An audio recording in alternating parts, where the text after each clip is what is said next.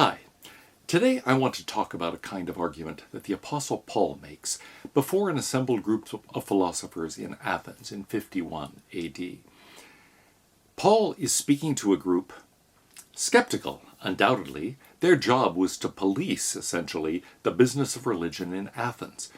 Somebody who came in and wanted to preach was, in effect, competing with all of the temples, which were Athens' main business in addition to universities. And so you had to show that the God you were representing was one who was going to be beneficial to Athenians. In any case, Paul appears before the group, a group, Luke says, consisting mostly of Stoics and Epicureans, and tries to make his case. Now, the remarkable thing is not that many scoffed at what he said, but that some took him quite seriously and asked to hear more. What were they responding to? After all, most Epicureans were either atheists or believed in only the most general kind of God. Stoics often did believe in a God, but also thought that that God was to be identified with the natural world, or in some other way was a kind of something I know not what lying behind the natural world. There wasn't anything very specific that either group could say about this sort of God. Admittedly, they were no longer adherents to the Greek polytheism, reflected in all of the temples surrounding them. But in any case, Paul manages to convince them that his argument is worth taking seriously, or at least some of them. He appeals to them on the Areopagus, Mars Hill as it's known, a dramatic site under the Parthenon and overlooking much of Athens. And he presents there, I think, an interesting philosophical argument. Now, Luke is no philosopher. He's not presenting this as an argument, and so most people have missed the point that this is an argument. But a number of scholars have recognized this as something like an approach to natural theology. In fact, some have said this is really the first instance we have of natural theology in the Christian tradition. It is certainly a dramatic scene, and indeed, a number of New Testament scholars consider it the dramatic high point of Acts. So what happens there? What does Paul argue? Paul's central philosophical move is to use a concept that is crucial to Stoicism, the concept of the natural world as a whole. In Greek, cosmos, same in English. The entire natural world.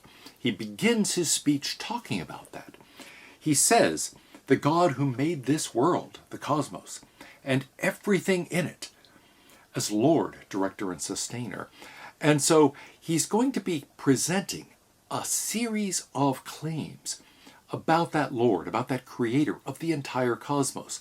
And it's interesting to see what he claims throughout the speech. He says, this is Lord, director, and sustainer. He was Lord of heaven and earth.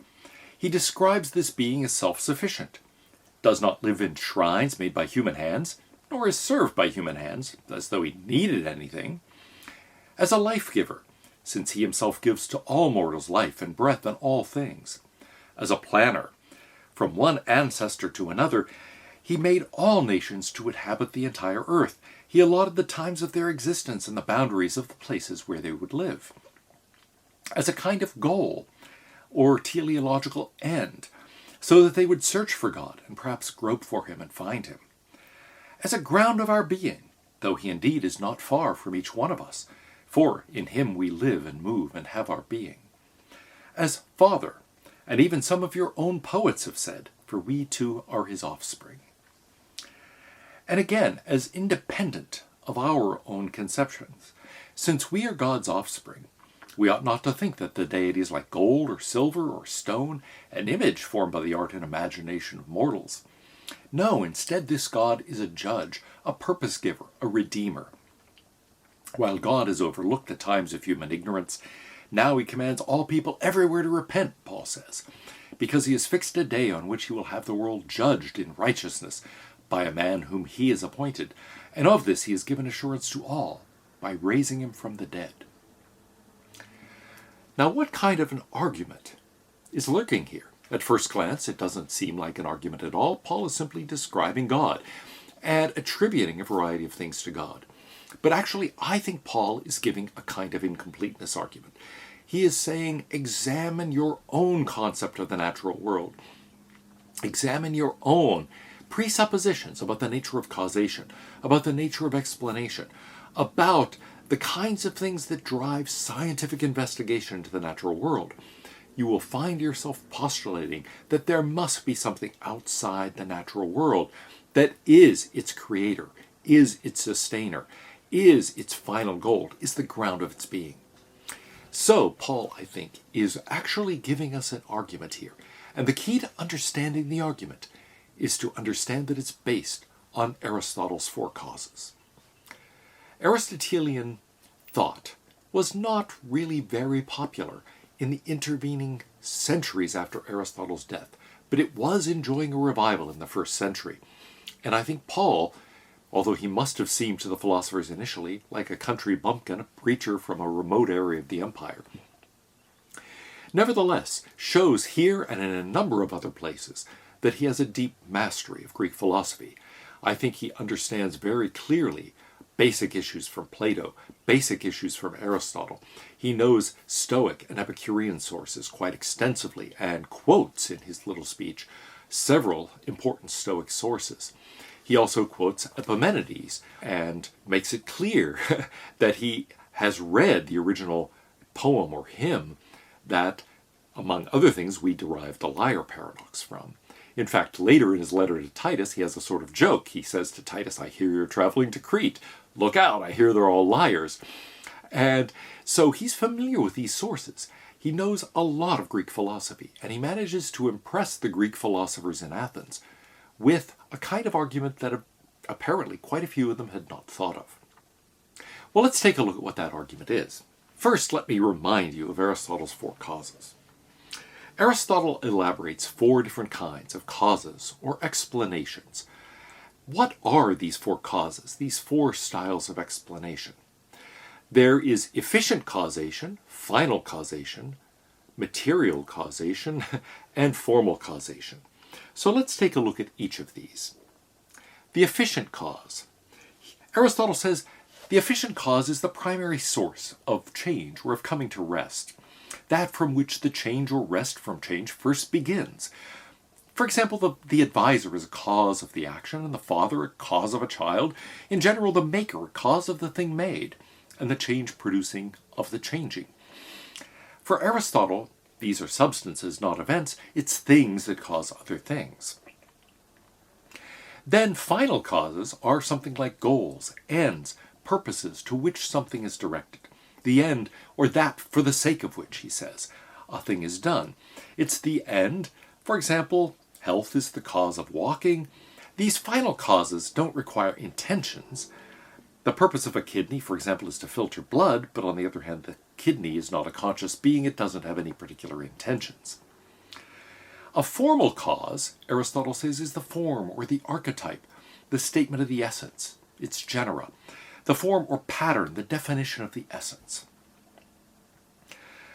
And the material cause is that out of which a thing comes to be.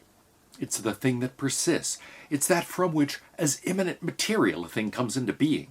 For example, the bronze is the cause of the statue, the silver of the saucer. So, think about a statue for a moment. The person who is the sculptor is the efficient cause. The idea in the sculptor's mind of what the sculptor wants to sculpt, that's something like the formal cause. It's related to the design, the plan. The final cause is the sculptor's reason for sculpting the sculpture. Perhaps doing it for a client under contract, perhaps doing it for his own enjoyment, perhaps it's art for art's sake. The material, the bronze or the stone, the marble, whatever it is that the statue is being made from. Similarly with a house, we could say the architect is something like the formal cause, giving us the plan, the builder, the efficient cause of the house, the materials, the stone, the wood, the brick, the mortar, etc. That's the material cause. The final cause of the house is, well, to be a dwelling for someone. Now, Paul's analysis here, Paul's presentation of the various kinds of qualities of God, are related to those four causes.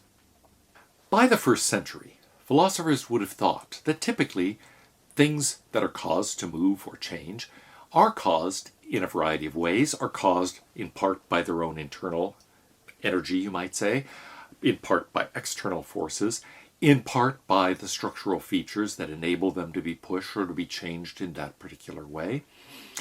And all of those are relevant. Moreover, they typically do this for a purpose or an end.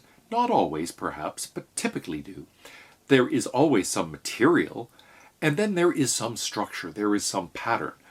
And so even though people tend to focus, especially in this period, on efficient causes of a variety of kinds, and then also on material causes, they're still aware of final causes and formal causes. Now, often the Stoics and Epicureans do not consider those causes. They put them in a separate category. And they don't tend to think that everything has a final cause. Some things, after all, may be just part of natural processes and not really tending toward any goal at all.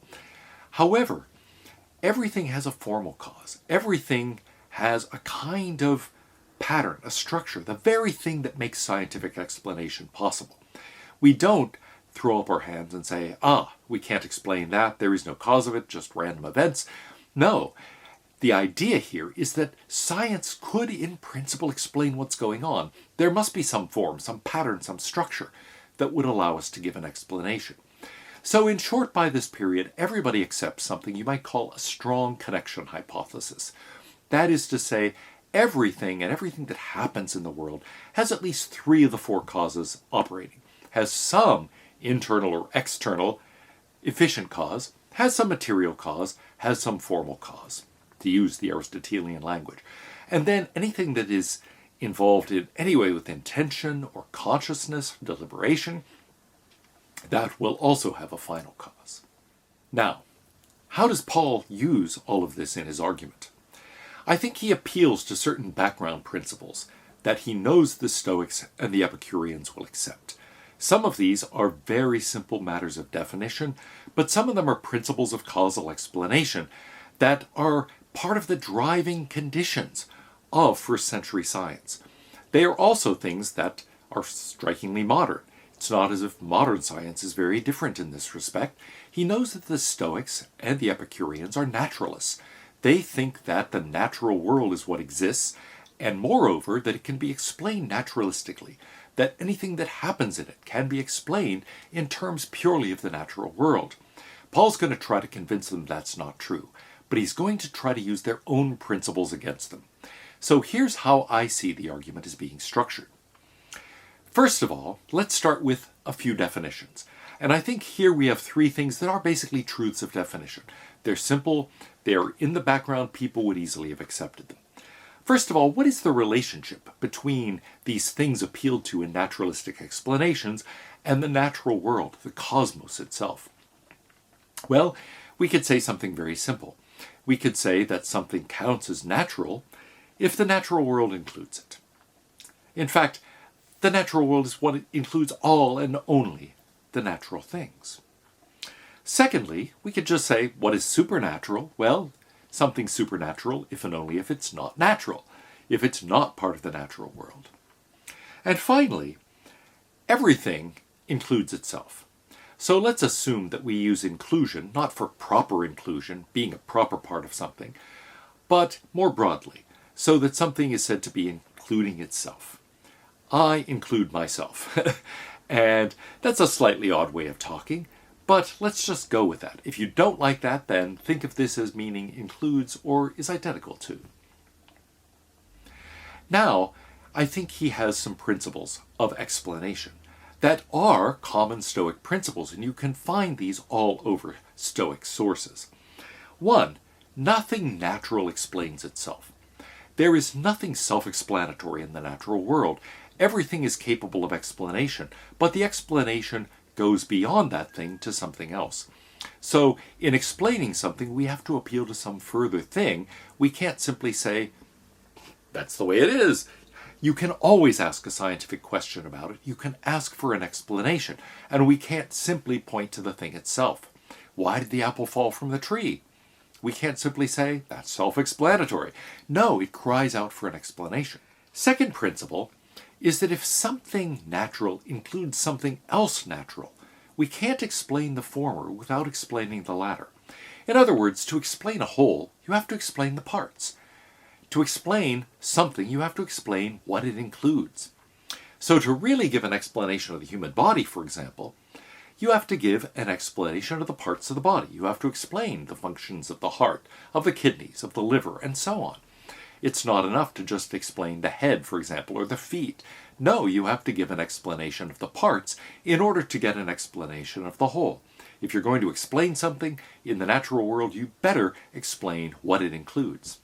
Finally, and I've already alluded to this, they're optimists about science. The Stoics and Epicureans think that everything natural has an explanation. There's nothing where we throw up our hands and say, can't explain that. That's just the way it is. No, everything can be explained. Now, what Paul does is take these common definitions and common principles of explanation the Stoics and Epicureans would have accepted, and he surprises them with his conclusion. The conclusion that follows from this is that the natural world itself, the cosmos, has a supernatural explanation. Now, at first glance, that's a startling claim. What do you mean it has a supernatural explanation? We started out being naturalists. We're optimists about science. Yes, we think that everything in the natural world has an explanation. Nothing self-explanatory. It can't just explain itself. We have to appeal to other natural things in order to explain it. But now Paul says, what about the entire natural world? What about it? What explains it? Well, we've said everything natural does have an explanation. And actually, the natural world, since it includes everything that's natural and includes itself, is natural. That means the cosmos itself has an explanation. Well, it can't explain itself. We agreed that everything that can be explained that's natural has something and something else that explains it. So something else must explain the natural world. Well, it must be some part or aspect of the natural world. No, can't be that. Why?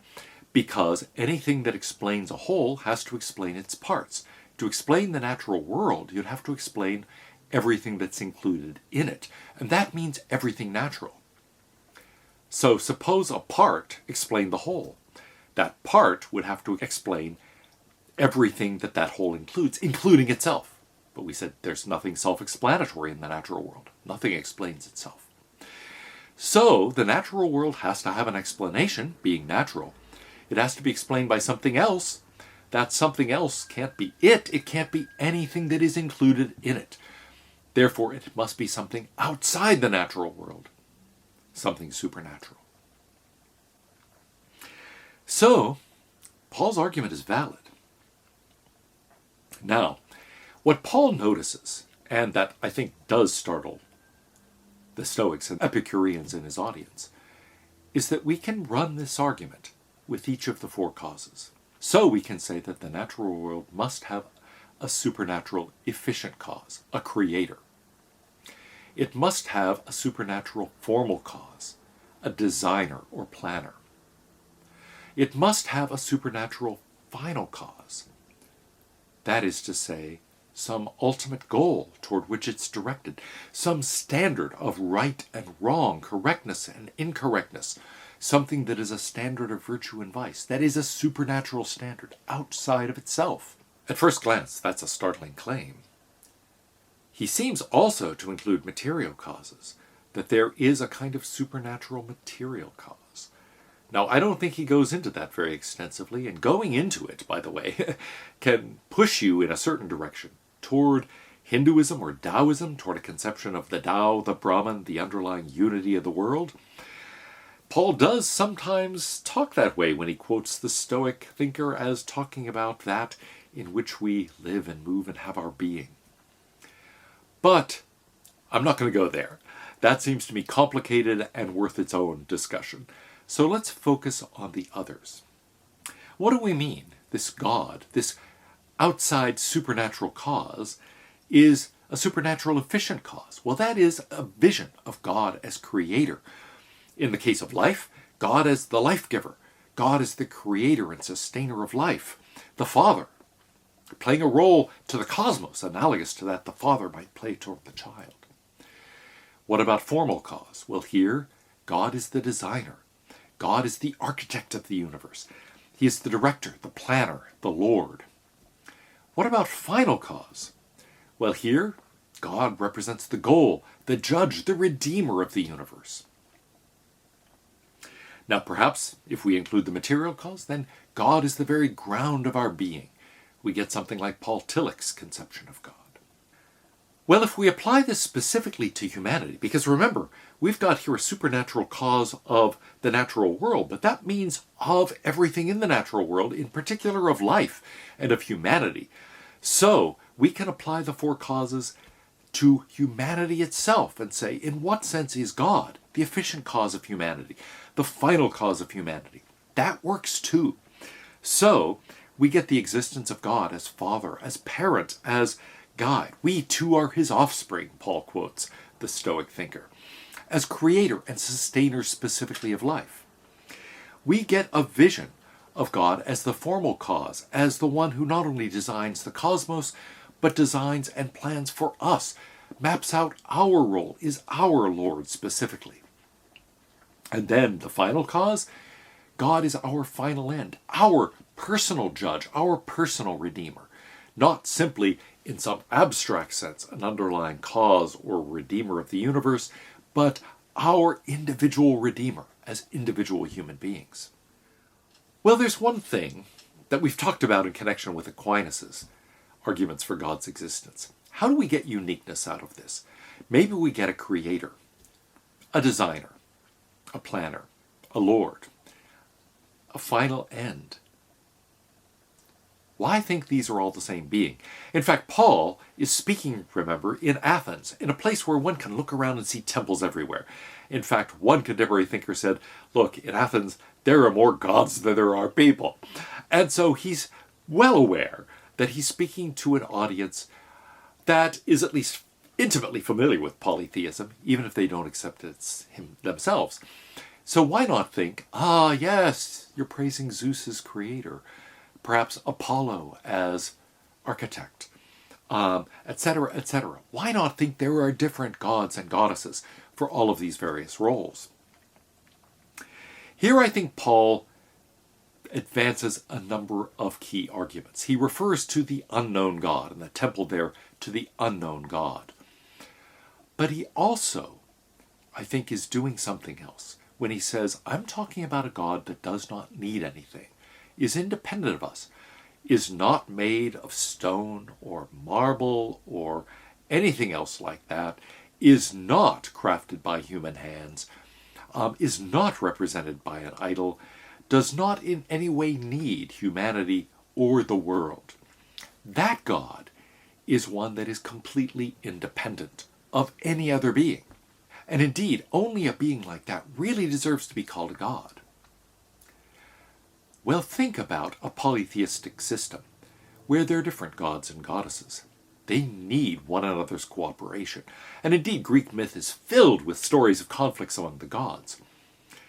Think, the creator, after all, well, needs a plan, right? Needs a design.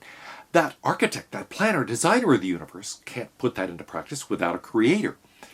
And so, indeed, in Plato's Timaeus, for example, you've got a demiurge, the builder of the universe, who is different from the God who is the planner. But Paul says that makes each depend on the other. That's not really a God. What I'm talking about as a God is a being that supersedes all of that, is the supernatural cause. And indeed, Aristotle says, look, it's not always true, as with a complex thing like a house or even a statue, but often these causes end up being the same thing. And so Paul is saying, look, the greatest possible God would be one where these are all the same thing. That God, to be a God, really doesn't need anything else, doesn't need humanity, doesn't need other natural or supernatural beings, but that God is capable of doing all of this. But that means that God has to be architect, has to be creator, has to be the final goal or purpose, the standard setter, the source of all normativity. Has to be something like the ground of being. There has to be one God that actually plays all these roles. If there isn't, then it's going to turn out that they all depend on the cooperation of the others. They don't really deserve to be called supernatural or gods at all. There is an objection that was sure to occur to the Stoics and Epicureans, toward which Paul addresses this argument. Efficient causes, Material causes, even formal causes, yes, that's all fine. But why think there is a final cause to the cosmos? Not everything has a final cause, they would have said. Some things are driven by purely natural processes and appear to have nothing. That is their goal or purpose. Maybe the whole universe is like that. It has no goal. It has no purpose. Paul's answer is to rely on that principle we mentioned earlier. To explain a whole, you have to explain the parts. But there are purposive parts to the universe. The universe does include consciousness. It includes deliberation. It includes intelligence. It includes intentions. It includes beings that act as rational agents. Consequently, to explain the universe, we need to explain rational activity. We need to explain deliberation. We need to explain intelligence. We need to explain consciousness and intentions. In short, we have to have something that gives an explanation for goals or purposes. Now, that might be done in a variety of ways, perhaps, but in the end, he says, we cannot ignore that. It can't be left out of an explanation of the natural world as a whole, because various things included in that natural world do show those features, do have final causes. So in the end, something that is a cause of, that is to say, an explanation for the natural world as a whole, has to include a final cause, has to include that sort of purpose of explanation. But that means we do need this being, if it's to fulfill all of these roles, to be the goal, the judge, the redeemer, as well as the creator, as well as the designer, as well as the ground of our being. What comes out of that, he thinks, is the Christian conception of God.